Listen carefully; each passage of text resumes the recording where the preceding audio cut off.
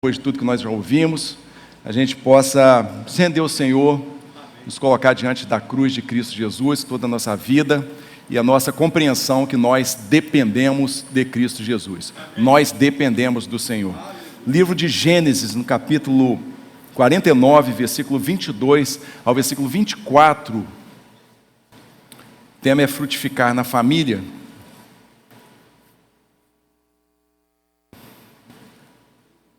Gênesis capítulo 49, versículo 22 ao versículo 24. José é uma árvore frutífera. Árvore frutífera à beira de uma fonte, cujos galhos passam por cima do muro. Com rancor, arqueiros o atacaram, atirando-lhe flechas com hostilidade. Mas o seu arco permaneceu firme, e os seus braços fortes, ágeis para atirar pela mão do poderoso de Jacó. Senhor, fala aos nossos corações, em nome de Jesus. Amém, amém. Tome o seu assento. Meus irmãos, a nossa vigília de final do ano, numa palavra que nós trouxemos, uma palavra diretiva para esse ano de 2026, nos conselhos que eu trouxe naquela ocasião, a partir da sabedoria bíblica, e eu me lembro, e eu guardei no meu coração, esse mês todo de janeiro, e eu penso que vou guardar durante todo esse ano de 2026, uma palavra muito simples, mas carregada de significado, de profundidade, e no decorrer daquela exposição, eu fiz uma pausa quando isso me veio à mente, me veio ao coração, pois eu sabia que naquele momento o Espírito Santo usava a minha boca para proferir aquela palavra tão simples e que nós ouvimos ao longo da nossa vida. Se você quer frutificar no ano de 2026, seja fiel a Deus. Não no sentido de perfeição, mas no sentido de constância, no sentido de lealdade, no sentido de confiança na graça de Cristo Jesus, que nos faz nos perceber como uma pessoa mais amada, mas ao mesmo tempo essa graça nos fortalece e nos dá poder para que a gente possa viver uma vida em santidade. E em José, nós temos um exemplo de alguém que foi fiel a Deus, alguém que frutificou de uma forma abundante, cuja vida pessoal, cuja vida familiar, cuja vida pública tornam-se para nós um parâmetro a ser seguido, especialmente observando alguns princípios pelos quais ele viveu. E o texto que nós lemos, Jacó está na iminência de sua morte, e como era a tradição dos judeus, ele reúne os seus filhos para abençoá-los, cada qual com as suas particularidades, daquilo que eles haviam vivido até então, projetando-se também uma palavra profética quanto ao futuro de cada um deles. E sobre José, nós vamos ter a bênção mais pujante, mais profunda. E Jacó diz: José é uma árvore frutífera à beira de uma fonte, cujos galhos passam por cima do muro. E meditando no texto bíblico, do capítulo 37 ao capítulo 49, que narra a história de José, desde a sua juventude até a sua morte, eu pensei dois princípios apenas, que eu queria enfatizar, que eu queria aplicar ao seu coração, e depois lhes contar, que eu penso que, como eu gosto de ouvir segredos, e os segredos, muitos deles nos faz muito bem, nos fortalece e nos aproxima de Deus, eu quero lhes contar o segredo, para que você possa também ter uma vida frutífera, uma vida abençoada. O primeiro princípio é que a vida de José é uma vida marcada pela integridade. o Salmos 25, versículo 21, nós temos uma oração de Davi. E Davi ora o seguinte, meus irmãos: que a integridade e a retidão me preservem, pois em ti eu espero. Olha o teor dessa oração. Muito diferente das orações que nós fazemos diariamente. Que a integridade e a retidão me preservem, pois em ti eu espero. Meus irmãos, por que nós falamos desse tema tão essencial na nossa família, mas ao mesmo tempo tão secundarizado, tão esquecido, tão espancado nos lares, nas praças e nos palácios da nossa nação? Primeiro, porque isso é vontade de Deus, nós sermos íntegros, nós sermos inteiros, nós sermos completos em caráter, em honestidade, em verdade, em sinceridade. E vivenciando esse princípio, nós refletimos, por sombra, a pureza que está no Deus a qual nós professamos o nome. Esses princípios, eles começam em casa. Nós incutimos esses princípios nos nossos filhos, na formação espiritual da família, na formação moral da família, tornando-se para nós, biblicamente, um caminho de bênção, um caminho de luz, um caminho de frutificação. Provérbios capítulo 11, versículo 3, diz que a integridade dos retos os guia. A integridade dos retos os guia, mas os infiéis são destruídos por sua duplicidade. Em segundo lugar, porque como discípulos de Jesus, nós fomos chamados para sermos luz. Luzinha acesa na cidade. Nós fomos chamados para ser sal, pitadinha de sal.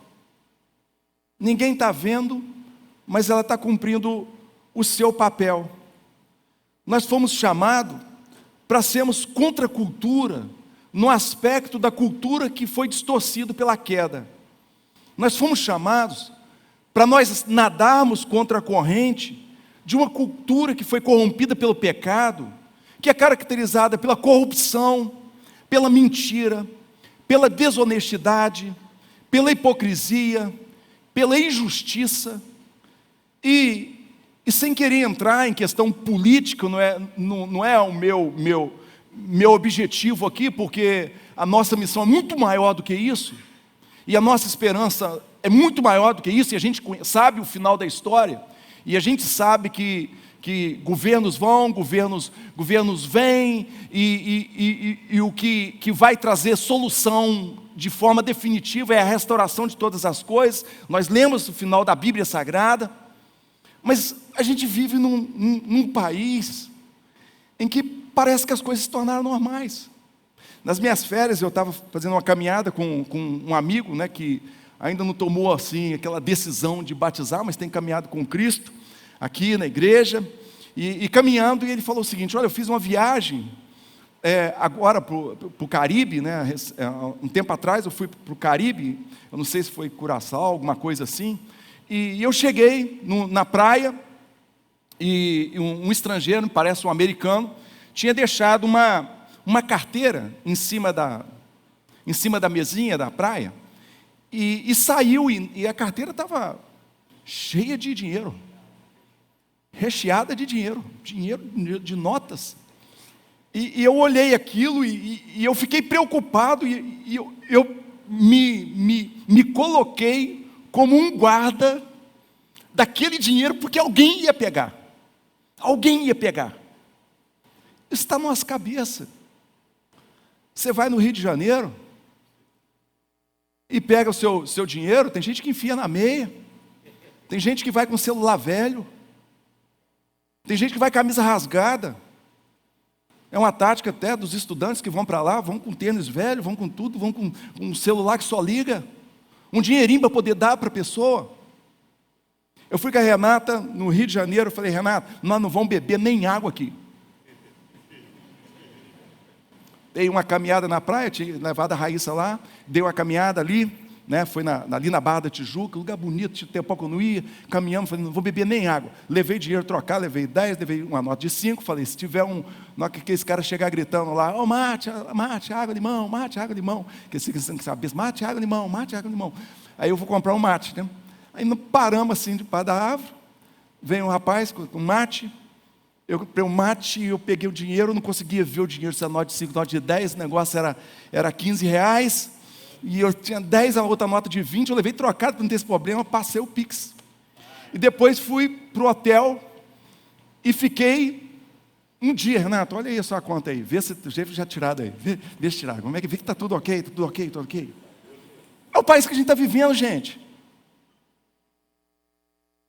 É o lugar que a gente está vivendo, e a gente vive, e a gente acha essas coisas normais. Eu gostei muito do que disse Madeleine L'Engle. Ela disse o seguinte: nós atraímos as pessoas para Cristo, não contestando em voz alta aquilo que elas acreditam. Falar alto, escrever texto na internet, qualquer um faz, e está cheio de gente assim. Mas mostrando-lhes uma luz tão adorável, que elas querem de todo o coração saber qual é a sua fonte. E olhar para José como um paradigma que devemos nos espelhar, nos leva à reflexão de como que nós temos agido na nossa família, no trato com o nosso cônjuge, no trato com os nossos filhos, como nós temos agido como profissionais, que tudo que nós fazemos deve ser para a glória de Deus, como nós temos agido nos nossos negócios, como que nós temos agido no nosso relacionamento com as pessoas. E a direção do Espírito Santo hoje não é para nós mirarmos aqui nos escândalos governamentais gravíssimos, da corrupção sistêmica que nos agridem, que nos envergonham, e por isso muita gente está saindo do país, mas olhar para nós, e nos permitir que o Espírito Santo sonde os nossos corações, que nos prove, que veja as nossas inquietações, veja se há em mim, em você, alguma conduta que o ofenda e que possa nos dirigir a um caminho de integridade, começando pelas pequenas coisas, começando com as pequenas mentiras, começando pelos pequenos jeitinhos brasileiros. Como nós temos agido quando nós estamos a sós, quando nós estamos longe das pessoas, quando ninguém está vendo. O apóstolo Paulo, escrevendo aos Coríntios, na sua segunda carta, capítulo 8, versículo 21, ele diz: pois nos esforçamos, olha só, não é algo fácil, ser íntegro não é fácil, especialmente porque tudo na nossa cultura, muitas coisas, elas combatem contra isso. E o apóstolo Paulo, e o Tiago pregou semana passada e falou dessa cultura de Éfeso, porque lá fora, meus irmãos, não é Jerusalém, lá fora é Éfeso, lá fora é Corinto. Paulo diz: nos esforçamos, está escrevendo aos Coríntios, para fazer o que é certo, não apenas aos olhos do Senhor, mas também aos olhos dos homens. Interessante, meus irmãos, pois quando o apóstolo Paulo, na sua carta a Tito, ensina sobre os requisitos para o ministro do Evangelho, 95% dos requisitos são testemunhais. Somente 5% são requisitos que falam da sua habilidade ou do seu dom, por exemplo, ser apto ao ensino. Integridade é ter coragem para fazer a coisa certa. É uma escolha que nós fazemos. E começa com a conversa séria com a nossa alma. Começa com a conversa séria com o nosso espírito. Muitas das vezes é a gente cortar na nossa própria carne. Muitas das vezes é a gente perder dinheiro. Muitas das vezes é divergir do que todo mundo faz ou do que todo mundo pensa. Na peça de Hamlet, de William Shakespeare, a personagem Polônio, ele vai falar para o seu filho, Laerte, o seguinte: ser verdadeiro contigo mesmo, e assim como a noite segue o dia, não serás falso com nenhum outro homem. Meus irmãos, eu já lhes falei várias vezes aqui, que é uma coisa muito interessante, o fenômeno que acontece. Quando a gente está pregando aqui, é como a gente fosse aquele sumo sacerdote sendo consagrado no Antigo Testamento. Ele aparecia diante de Deus, diante do povo, só com a cirola, para depois ele ser ungido e depois ele ser vestido. Quando eu falo essas palavras que Deus colocou no meu coração, primeiramente ela me constrangeu, me machucou, quando eu as preparava. E quando a gente está falando aqui com vocês, como aquele sumo sacerdote, a gente está nu diante de Deus, que olha o nosso coração, que olha a feiura do nosso coração, e por sua graça e misericórdia Ele aponta aquilo que nós precisamos mudar, transformar, se abster, abrir mão, para que a gente possa estar na posição que Ele quer para a vida de cada um de nós. Ser verdadeiro contigo mesmo.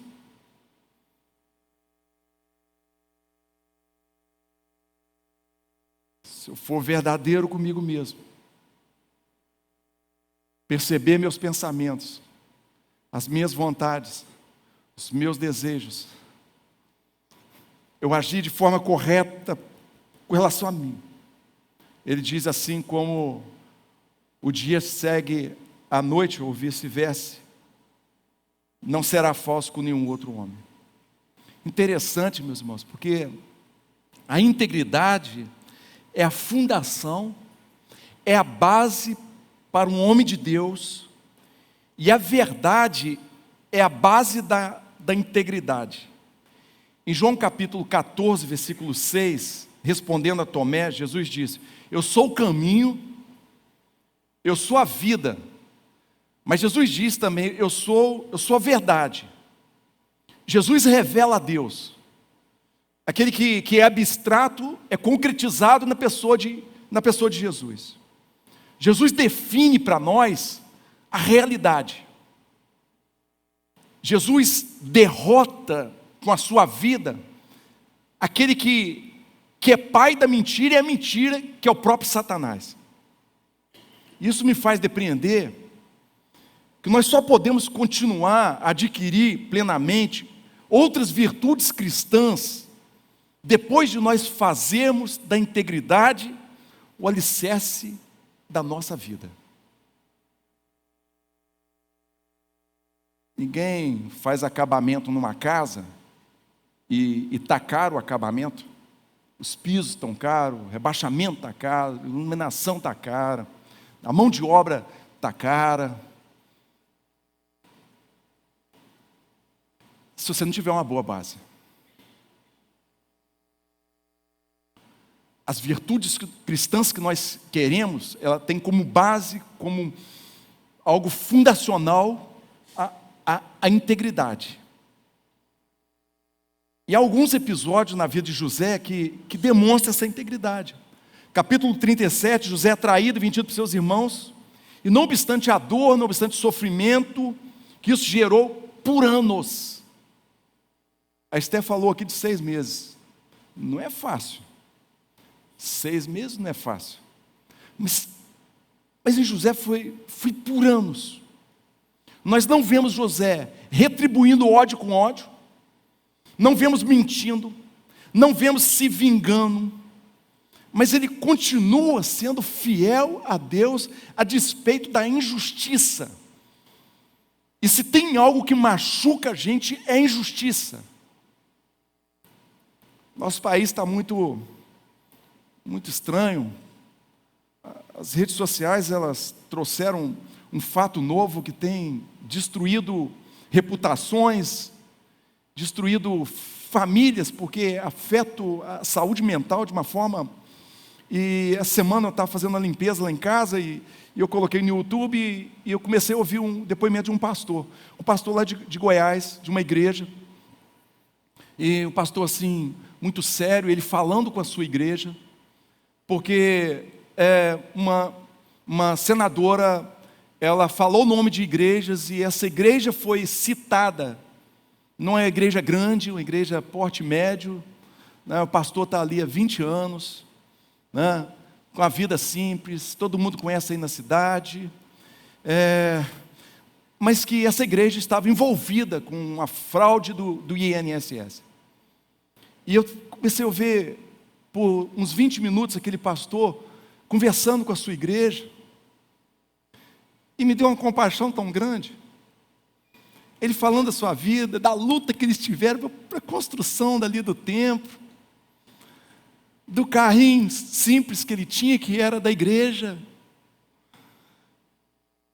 E porque um irmão da igreja tinha uma empresa aleatória, e alguém que estava envolvido na fraude comprou aquela empresa. E esse irmão, então, depois deles verem até com o advogado da igreja, com as pessoas da igreja, né, se podia dar um dízimo daquela empresa que ele vendeu, ele deu o dízimo de forma assim pessoal. E então o nome daquela igreja foi alçado a um escândalo. E aquele pastor, ele disse: meus irmãos, se fosse anos atrás eu não ia suportar.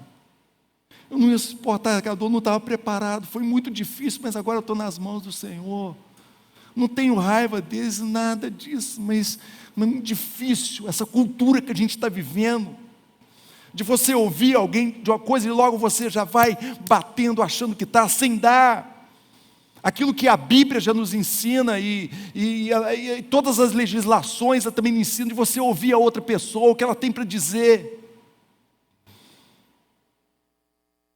Injustiça. No capítulo 39, José é assediado pela mulher de Potifar. É impressionante a lealdade que ele tem para com seu senhor. E ele diz à mulher que tudo na casa foi lhe dado, exceto ela. Olha só. Se lembra de alguma coisa? Lá do Éden. Deus falou assim: olha, tudo Adão e Eva, tudo é seu, cara. Tudo aqui, lembra? O filho da Taíde lá, ele olhava para a coisa, né, o menino era especial, ele falava assim: é tudo meu, o carro, tudo meu, ele olhava. Lembra disso? Né? Está no céu, né? Está no céu. Lembra? Ficava assim: e aí, cara? Tudo meu, o carro, olhava assim que as pessoas, tudo meu, aquela ingenuidade, na inocência, né? Tudo meu. Deus falou com Adão e Eva: olha, tudo de vocês vão dominar sobre isso. Vocês vão ser um co-criador de tudo isso aqui. Mas essa árvore aqui não. Potifar diz o seguinte para José: olha, tudo está submetido a você, exceto a minha esposa. Ele escolhe perder o cargo, ser preso, a ser desleal com o seu Senhor e a perder comunhão com Deus. Capítulo 41, José é alçado ao segundo homem mais poderoso do Egito. José não se corrompe, José não se torna arrogante. José governa com sabedoria, José governa com justiça, com temor de Deus, com integridade no lidar com a tentação do poder e a tentação do sucesso. E dizem, quem está nessas posições, que não é fácil lidar com isso. De forma que a integridade de José é reconhecida pelo seu velho pai e pela sua família, e ele diz: José é árvore frutífera, junto à fonte. Você quer ser uma pessoa frutífera? Quer ser uma pessoa próspera? Quer ser uma pessoa abençoada, gente? Quer ser uma pessoa abençoada? Seja fiel a Deus. Seja fiel a Deus. Seja fiel a Deus. Há um texto muito precioso que deve ser guardado nos nossos corações, que está lá em Provérbios, no capítulo 3, versículo 1 a 4, que diz o seguinte: meu filho, não se esqueça da minha lei, mas guarde no coração os meus mandamentos, pois eles prolongarão a sua vida por muitos anos, e lhes darão prosperidade e paz. Que o amor e a fidelidade jamais o abandone, prenda-os ao redor do seu pescoço, escreva-os na tábua do seu coração, então você terá o favor de Deus e dos homens, e boa reputação. O segundo princípio é que a vida de José é uma vida marcada pela resiliência. Meus irmãos, por que esse princípio é importante para nós, enquanto membros de uma família? Por quê? Uma das características da nossa cultura hoje é o imediatismo. É a mentalidade da gente querer tudo agora, sem processo, sem espera, sem perseverança, sem sofrimento. Hoje, no meio evangélico, fala-se muito em conquistar. Eu poderia pregar esse texto falando de conquista. Vocês sabem disso. Porque na maioria das pregações sobre esse texto é exatamente sobre conquistar. Veja que eu sequer toquei no sonho de José quando ele era jovem. A maioria vai falar de sonhos, vai falar de conquista. Hoje no meio evangélico fala-se muito nisso, em conquistar. Mira-se em pessoas bem-sucedidas, mas não olha o percurso, não olha o sofrimento dessa pessoa, só quer ver as coroas dessas pessoas.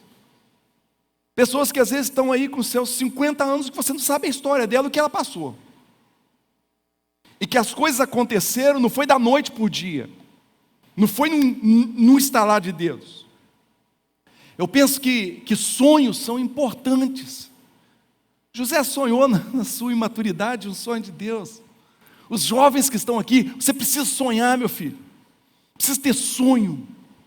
Estar sós com Deus, na sua oração, e ter um sonho. As visões, elas são essenciais. Mas entre esses sonhos, visões e entre a concretização, tem um tempo. Tem processos dolorosos. Quase sempre na arena que você vai lutar. Por exemplo, de repente você está aqui e fala assim: poxa, eu trabalho na construção civil, eu sou um ajudante de pedreiro. Existe um processo. Um processo. Se você colar com esse pedreiro, que de repente é um bom profissional, e querer aprender, porque nem isso muitos não querem. Querem ficar 30 anos, 40 anos sendo ajudante de pedreiro, se com o tempo eles poderiam ser pedreiro. E deixa eu falar uma coisa com vocês. Nos grandes centros hoje, esses profissionais já estão em falta. Pedreiro, eletricista, aqui tem dificuldade, aqui em Itaperuna tem dificuldade. Pedreiro, eletricista, bombeiro hidráulico. Daqui a um tempo, o pedreiro, não vai ser questão de você ter uma faculdade, mas você ter uma profissão manual, vai trazer o sustento, provisão e os sonhos para sua família. Então você está aí, eu sou ajudante de pedreiro, aprenda a profissão. Tem o Senac, tem o Senai, não sei se tem. Aprenda a profissão, passa por esse processo. Eu assisti um filme, e lá que eu fui aprender isso, né? No filme eu vi, interessante, tal, mas depois eu fui aprender. Os judeus, né, são assim, um povo muito inteligente, muito esforçado, mas os judeus, eles são ensinados a ter uma profissão. Se for uma profissão assim, intelectual, né, eles são ensinados também a ter uma profissão com manual. Por quê? Porque eles sempre viveram em guerra, sempre teve cativeiro, sempre teve luta. E de repente, daquele filme que eu assisti, O Pianista, na Segunda Guerra Mundial, ele só foi salvo, ele só sabia tocar piano, ele não fazia outra coisa, não servia para trabalhar em fábrica. Ele seria morto, um pianista. Nossa, cara famoso, pianista, seria morto. Iria ser lançado lá na câmara de gás. Só não foi porque um oficial nazista que tinha uma sensibilidade para a música foi e escondeu aquele homem. Então, se você, estou citando esse exemplo, porque às vezes a gente cita outros exemplos, mas citando esse, você pode aprender a profissão. Tem irmão aqui na igreja, estava trabalhando no lugar e estava ali, salário mínimo, Itaperuna, a maioria, mas salário mínimo, difícil para quem recebe, difícil para quem paga, é assim. Mas esse irmão um dia falou assim, não, vou aprender a fazer uma profissão. Ele aprendeu uma profissão, não é um expert, mas os sonhos que ele tinha, ele hoje alcançou porque ele decidiu ir um pouco mais, se esforçar um pouco mais. Os irmãos estão entendendo? Amém, irmãos? Não é, vocês têm um sonho, eu tenho uma visão, eu tenho uma meta, mas tem um processo, e esse processo é aquilo de mais importante. É o dia de hoje, vivendo o dia de hoje, acordando cedo muitas das vezes, abrindo mão de algumas coisas que todo mundo está fazendo, para que você possa, então, passar por esse processo. O imediatismo, ele ignora os processos de Deus. O imediatismo, ele é inimigo da fidelidade, pois quem é fiel permanece mesmo diante das adversidades. Por isso é importante nós falarmos sobre esse assunto. O que é resiliência? Resiliência é uma palavra oriunda da física, que é a capacidade que alguns corpos têm de retornar ao original após terem sido submetidos a uma deformação elástica. Por exemplo, eu pegar uma bola aqui dentro de leite, né? Eu ia até trazer, está guardado lá em casa, que eu mexi no escritório, mas me deram um presente, que é uma bola de leite, mas em vez de dar uma normal, me deram uma pequenininha, aí eu esvaziei e guardei. Né? Eu ia até trazer para vocês. Quando você pega uma bola dentro de leite, você aperta, ela tem uma deformidade, ela tem uma pressão, uma tensão. Mas quando você solta, ela volta para o seu original. Isso é resiliência. Então essa palavra, ela foi pega assim, emprestada pela psicologia, e é o seguinte, é a capacidade de se adaptar, de se recuperar às adversidades, transformando situações difíceis em oportunidades de aprendizado, de crescimento, mantendo o equilíbrio emocional, saúde mental, sem se deixar abater ou se deixar ser destruído. Veja que José, ele não apenas sobreviveu às crises, mas amadureceu nas crises. Hoje nós estudamos sobre a poda. Sabe por que eu fiz de tudo para não ser pastor? Nossa, eu estudei por lado, estava já me embrenhando em outro concurso, né, que teria mais dificuldade, porque há muito tempo ainda, adolescência, jovem, embora tinha aquela coisa muito forte no coração, de fazer a obra de Deus de algum jeito, né? Eu li o profeta Jeremias, e uma frase ficou agarrada no meu coração. Todos aqueles que são chamados por Deus, né, por uma coisa, eles vão ter que viver um sofrimentozinho. Aliás, foi o Charles Spurgeon? Não foi o Charles Spurgeon. Ele falou o seguinte: o vale da sombra da morte está na vida daqueles que Deus mais usa.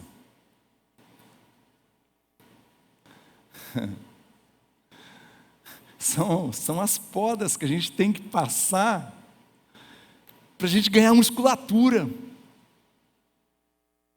né? Você sofre, mas tem coisa que você tira de letra, porque você passou para aquilo. Vai vir para um outro nível mais hard, mas naquele não, aquele se passou, agora você nada de braçada. Mas vem outros, e vem outros. E você vai amadurecendo em Deus, você vai conhecendo a Deus. Você vai vencendo as tentações e vai te dando uma alegria e uma satisfação. Em alguns momentos que nós percebemos a resiliência da vida de José. Gênesis 37. José é traído pelos irmãos, vendido como escravo, mas não deixou que a rejeição definisse a sua identidade. Ele sabia quem ele era. Gente, se você crê em Cristo Jesus como Filho de Deus, se o testemunho do Espírito Santo está no seu coração, você é filho amado de Deus. Você é filho amado de Deus, independente do corpo que você tem, independente da conta bancária que você tem, você é filho amado de Deus. Isso nada muda. Poderia mudar em José, mas José não se deixou definir a sua identidade. Ele continuou a ser o que Deus chamou para ser. Gênesis 39, na casa de Potifar, ele escolhe a santidade, sabendo que isso lhes custaria caro. Eu quando era mais novo, eu acho que eu era muito mais assim, Caxias, sabe? Muito mais, né? A gente vai ficando mais velho, você vai tendo aquele... O que vocês acharam? Acho que vocês acharam que eu ia cantar uma música, mas não. Você vai tendo assim um jogo de cintura, o coração vai ficando mais paizão, mais, né, Tiago? Às vezes revela daquela... E vendo a vida de Salomão, a gente vê que os erros na vida de Salomão não foi quando ele estava jovem, foi quando ele estava mais velho e quando ele estava numa posição de poder. E isso é o Espírito Santo falando com a gente. Para quem está nessa idade como eu estou, como você está.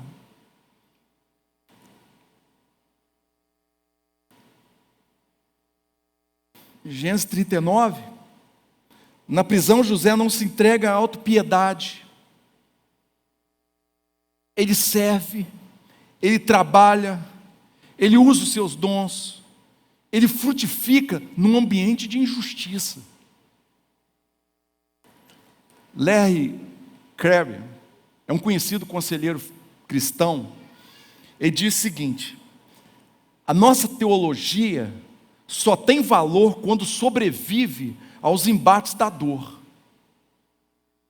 Ela nos leva por meio do sofrimento a uma experiência mais profunda com Cristo e, portanto, à esperança, ao amor e à alegria. Vamos aplicar, Deus chama coisas que não são como se fossem. Lá é aplicado de jeito, mas eu quero aplicar... Deus chama as coisas que não são como se fosse. Um caminho que não é para ser o caminho que é e que a nossa alma está gritando por ele. E pensando sobre esses momentos difíceis que acontecem na nossa vida, eu lembrei de uma música, a música da Nair Nani. Ela tem um trecho que diz assim: nas horas escuras da vida, Jesus está lá. A Esther falou isso aqui. Coisas do Espírito Santo. Coisas do Espírito Santo. Quando ninguém tem tempo para mim, só alguém que eu conheço. Jesus. Nas horas amargas da minha vida, Jesus está lá. O único que, conhecendo minhas falhas, meus defeitos, ficou. Jesus. Gênesis 30, versículo 21, diz que Deus estava lá. Assim como Deus estava lá quando ele estava preso numa carroça, sendo levado pelos ismaelitas. Assim como ele estava com ele quando ele é injustiçado na casa de Potifar. Ouça, meus irmãos. Jesus, ele é o verdadeiro e perfeito José. Jesus entrou na história. nas horas mais amargas da humanidade, indo até a cruz, para que eu e para que você, nunca mais nós estivéssemos sozinhos. Na prática, significa o seguinte: quando na sua casa a oração parecer não ter resposta, Jesus está lá. Quando na sua família vivenciar algum tipo de crise, Jesus está lá. Quando lá no trabalho você for perseguido porque você não capitulou com o sistema, não se corrompeu, Jesus está lá. Quando a dor chegar sem aviso, Jesus está lá. Quando ninguém te entender, Jesus te entende. E eu queria chamar a sua atenção, pois esses princípios tão essenciais, tão nobres e tão carentes de coragem, repousam em dois fatores importantíssimos na nossa jornada de fé. Primeiro, José está plantado junto à fonte. Salmo 1, versículo 3, diz acerca do servo de Deus: pois será como árvore plantada junto à fonte, a qual dá o seu fruto na estação própria, e cujas folhas não caem, e tudo quanto fizer prosperará. José manteve-se íntimo de Deus, estava consciente do seu propósito, sabia, meus irmãos, que a sua vida estava nas mãos de Deus, e por estar junto à fonte, junto a Cristo Jesus, a sua vida é lapidada pelo Espírito Santo, seu caráter é moldado nas dificuldades, e por isso ele manteve-se íntegro e resiliente. Meus irmãos, o segredo para que a gente possa ser frutífero, que a gente possa ser uma pessoa abençoada, é estar em comunhão com Cristo Jesus. É permitirmos sermos encharcados pela água desta fonte, pela palavra de Deus nos nossos corações. O que Jesus disse àquela mulher samaritana, lá na beira de um poço, é o que ele diz para nós hoje aqui: se beberes da água que eu lhe der, você nunca mais terá sede. Nunca mais terá sede. E eu percebo, eu sinto aqui, sem rupiar, que o Senhor Jesus tem preparado para nós hoje aqui uma botija de água da vida fresquinha, fresquinha, para nos colocar de pé como colocou Ezequiel, para que você possa ter uma visão da vida, para que você possa ser abençoado por Deus, possa ser frutífero. Em segundo lugar, José confiava em Deus. Versículo 23, versículo 24, olha, a vida é assim, gente, a vida é assim. Com rancor, arqueiros o atacaram, atirando-lhe flechas com hostilidade, mas o seu arco permaneceu firme, os seus braços fortes, ágeis para atirar, pela mão do poderoso de Jacó. Quando a vida veio com tudo, irmãos, para cima de José, com toda a sua dureza, despida de misericórdia, quando seus irmãos o traíram, quando ele foi separado da casa do seu pai, e os irmãos se lembram que a mãe dele, Raquel, morreu no parto do seu irmão mais novo, Benjamim. Quando eles esqueceram, o copeiro esqueceu dele na prisão, flechas que o atingiram, que trouxe tanto sofrimento, em que ele tinha todo o potencial para desenvolver um processo de depressão, de desenvolver um coração duro, coração ressentido, revoltado com Deus, revoltado com o mundo, de perder a sua alma, a sensibilidade, a alegria. José escolheu confiar na providência de Deus. E ele consegue processar a sua dor junto à fonte e aprofundar ainda mais as suas raízes em Cristo Jesus. Como é que eu sei disso? Primeiro, um dos seus filhos chamou-se Manassés, que significa Deus me fez esquecer. Deus me fez esquecer. Perdão na família, gente. Perdão naquele que nos injustiçou, que nos traiu, só pela graça de Deus. O seu segundo filho, Efraim, Deus me fez prosperar na terra da minha aflição. Veja a percepção dele em Gênesis capítulo 45, versículo 8. Assim não foram vocês que me mandaram para cá, mas sim o próprio Deus. Tem coisas que acontecem na nossa vida, você que tem mais de 50 anos aí, que aconteceu que às vezes você não entendeu. Mas hoje, se você está firme na presença do Senhor, servindo a Deus com alegria, servindo a Deus com alegria. Talvez você dissesse o seguinte: mas porque foi fulano de tal, ou alguma circunstância que me levou assim. Talvez foi o próprio Deus que te levou a passar por aquele vale, para que você pudesse chegar hoje aqui, enraizado em Cristo Jesus. Quando nós estamos junto à fonte, junto a Cristo, nós confiamos, irmãos.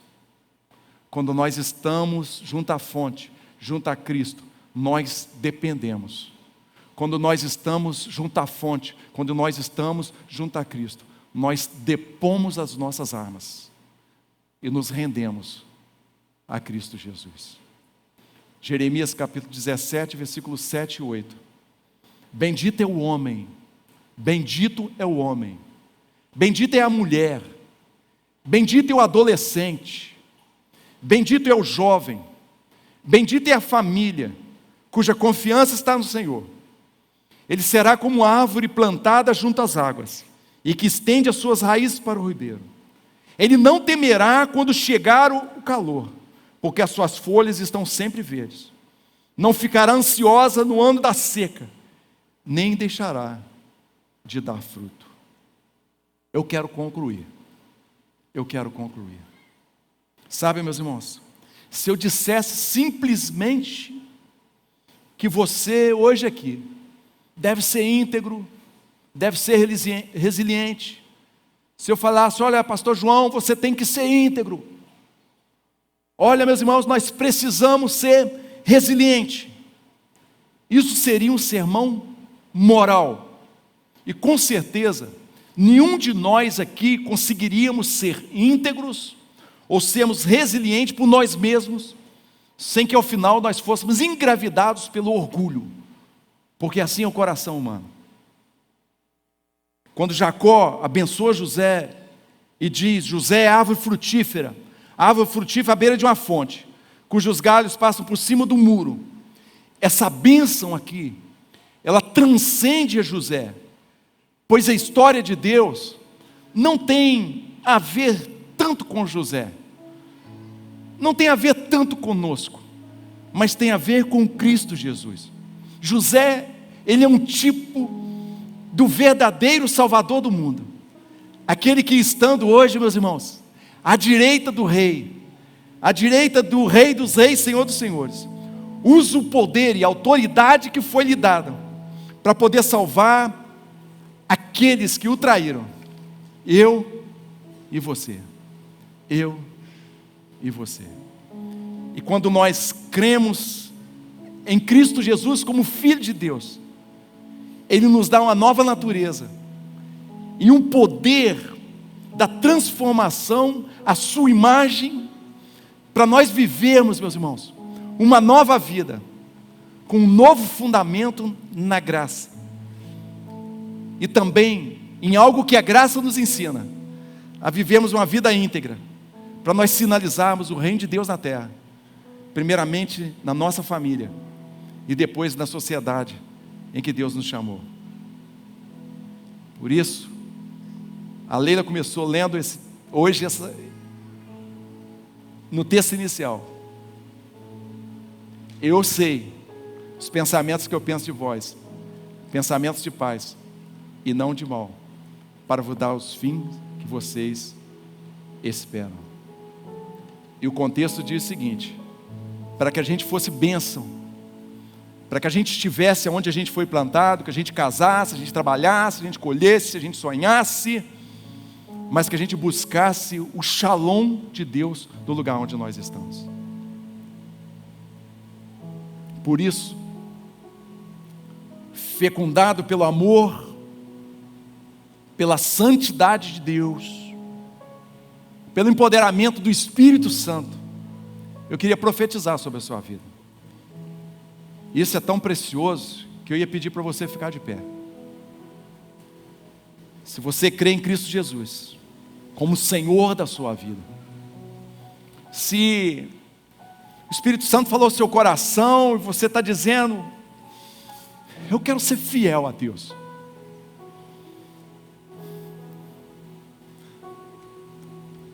Semana conversava com alguém, a pessoa ainda não é cristã, das dificuldades, e eu disse o seguinte: a gente é tão fraquinho, a gente é tão limitado.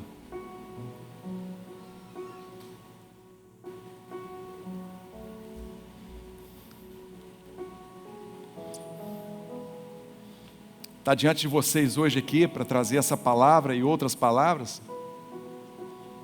é só pela graça de Deus.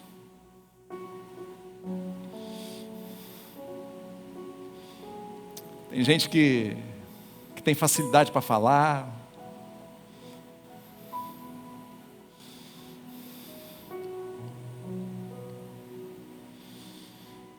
tem gente que gosta de falar, mas falar para vocês aqui é uma missão, um dom que eu sei que Deus me deu, confundindo as coisas sábias desse mundo, por conta da minha história.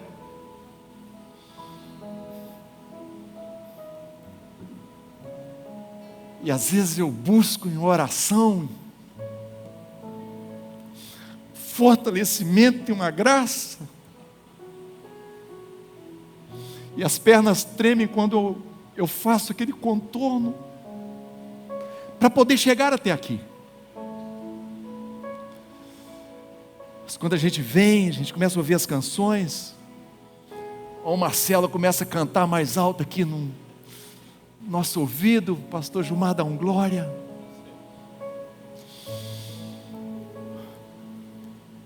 e o Espírito Santo começa a falar para a gente aquilo que a gente ouviu uma vez lá atrás. Você nasceu para isso, você nasceu para isso, você nasceu para isso, você nasceu para isso. Se você está dizendo, e eu sei, gente, todo mundo aqui quer ser abençoado, todos nós. Todo mundo acessa os coaches da internet porque quer ser abençoado, todos nós.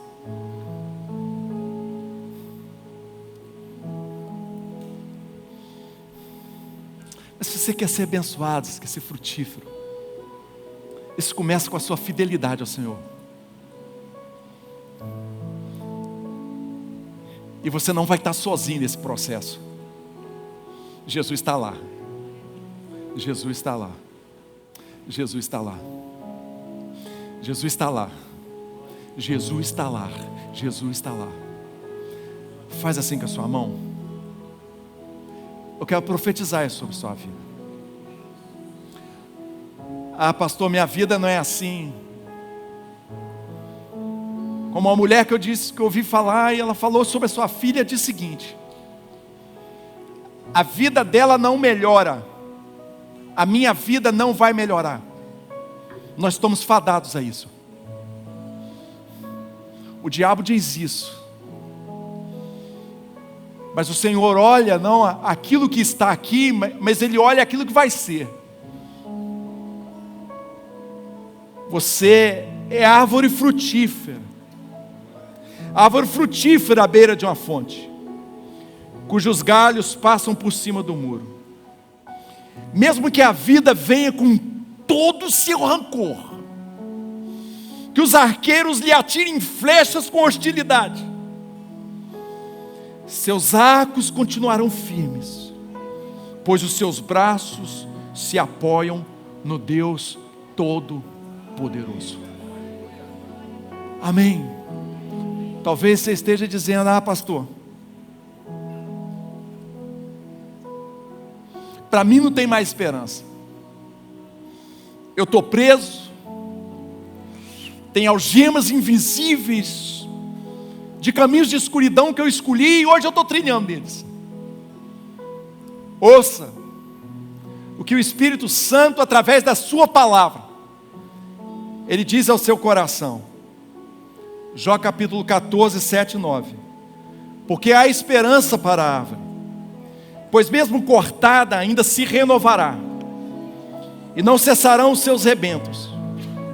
Se envelhecer na terra a sua raiz, e no chão morrer o seu tronco, ao cheiro das águas brotará e dar ramos como a planta nova. Na minha célula tem um moço, que ele veio a essa igreja e tem da célula, que foi preso por uma coisa desgraçada chamada alcoolismo. E ele mandou um áudio para mim tão bonito, tão bonito. Ele estava na praia com toda a sua família, e a mãezinha dele, já nos seus 90 anos, com a família reunida. E ela disse o seguinte: tem 40 anos que a gente vem aqui, e essa é a primeira vez que nós estamos tendo paz, paz, paz.